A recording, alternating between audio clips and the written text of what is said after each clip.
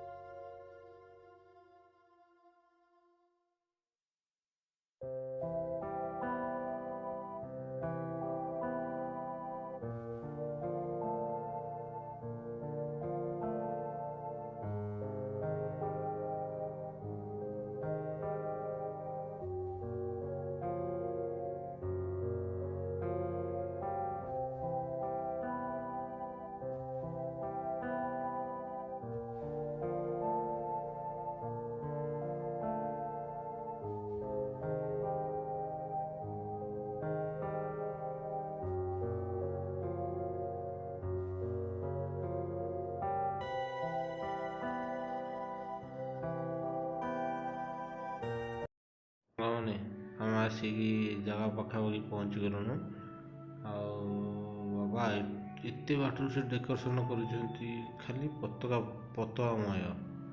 ଆଉ ଦେଖନ୍ତୁ, ପାଖକୁ ଯାଇ ଦେଖିବା କେମିତି କ'ଣ ସେ ମନ୍ଦିରର ପରିବେଶଟା କେମିତି କ'ଣ କରିଛନ୍ତି, କେମିତି କ'ଣ କଲର୍ କରିଛନ୍ତି।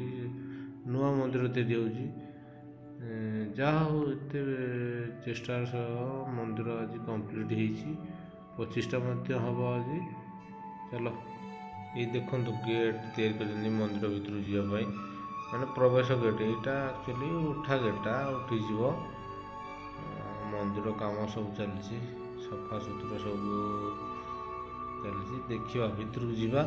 ଭିତରକୁ ଯାଇ ଟିକେ ଦେଖିବା କେମିତି କ'ଣ। ବାବା, ମନ୍ଦିର ତ ସେଠି ଚୂଡ଼ ଦେଖାଯାଉଛି। ଆମେ ଏଥର ଭିତରକୁ ଆସିଲୁ। ପ୍ରଥମ ଏଇଟା ହେଉଛି ଯଜ୍ଞ ମଣ୍ଡପ। ଦେଖ, ମନ୍ଦିର ଭିତରକୁ ଗଲୁ, ଯାଇନୁ ତ ଅଛୁ। ବାବା, ପିଲାମାନେ କେତେ ଖୁସିରେ, ତାଙ୍କ ଗାଁରେ ଗୋଟେ ନୂଆ ମନ୍ଦିର ତିଆରି ହେଇଛି, ମାନେ କେତେ ଖୁସି। ଦେଖ, ବହୁ ଲୋକ ଲାଗିଛନ୍ତି, ମାତ୍ର ସ୍ତ୍ରୀ ଲୋକ ଗୁଡ଼ାକ, ବହୁତ ସ୍ତ୍ରୀ ଲୋକ ଲାଗିଛନ୍ତି ମନ୍ଦିର ସଫାସୁତୁରା କରିବା ନିମନ୍ତେ।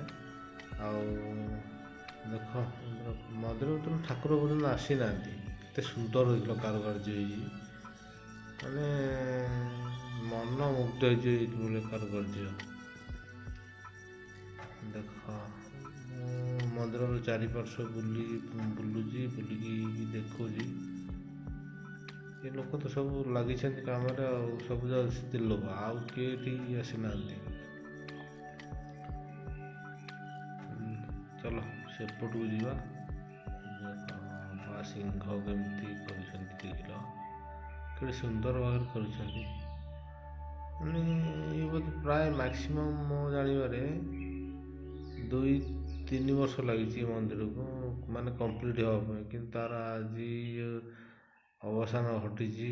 ତାର ଆଜି ଯାଉ ପ୍ରତିଷ୍ଠା ପାଇଁ ଅବଶ୍ୟ ମାନେ ଗାଁ ଲୋକ ନିମନ୍ତ୍ରଣ କରିଥିଲେ, ଆମେ ବି ଆସିଛୁ। ନିମନ୍ତ୍ରଣ କ'ଣ ମାନେ ପ୍ରତିଷ୍ଠା ହେବ ମାନେ ଆସିବା ପାଇଁ କହିଥିଲେ, କାର୍ଡ଼ ବି ପଠାଇଥିଲେ।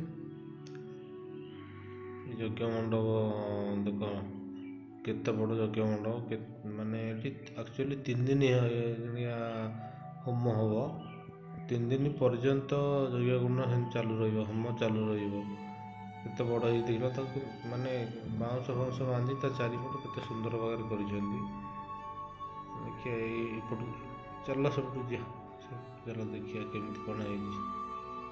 ଦେଖ କେତେ ମାନେ ମୁଁ କେବେ ଦେଖିନଥିଲି ଏତେ ବଡ଼ ଯଜ୍ଞକୁଣ୍ଡ କ'ଣ ହେଇଛି ବୋଲି। ଗୋଟେ ଜାଗା ତ ହୋମ ହବ ଆଉ ଏତେ ବଡ଼ କ'ଣ କରିବେ। ଦେଖ ଏଠି ମନ୍ଦିରକୁ ଆମେ ପକେଇଲୁ କେତେ ସୁନ୍ଦର ମାନେ 3 ଦେବତା ଅଛନ୍ତି, 3ଟା ମନ୍ଦିର ସେମିତି ଦେଖାଯାଉଛି ପୁରା। ବହୁତ ସୁନ୍ଦର ମାତ୍ର କାରୁକାର୍ଯ୍ୟଟା ବହୁତ ସୁନ୍ଦର ହେଇଛି, ବଢ଼ିଆ ଲାଗୁଛି।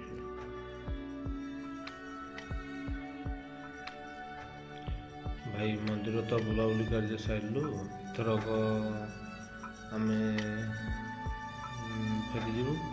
ଆଉ ଭିଡ଼ିଓଟି ଆପଣମାନଙ୍କୁ କେମିତି ଲାଗିଲା, ଯଦି ଭଲ ଲାଗିଥାଏ ତାହେଲେ ମୋତେ ଲାଇକ୍ କରିବେ, ସେୟାର କରିବେ, କମେଣ୍ଟ ବି ମଧ୍ୟ କରିବେ, ଭୁଲିବେନି। ପୁଣି ଆପଣମାନଙ୍କ ସହିତ ଦେଖା ହେବ ଆଉ ଗୋଟେ ନୂଆ ଭିଡ଼ିଓରେ। ଏଥର ରଖୁଛି। ଜୟ ଜଗନ୍ନାଥ।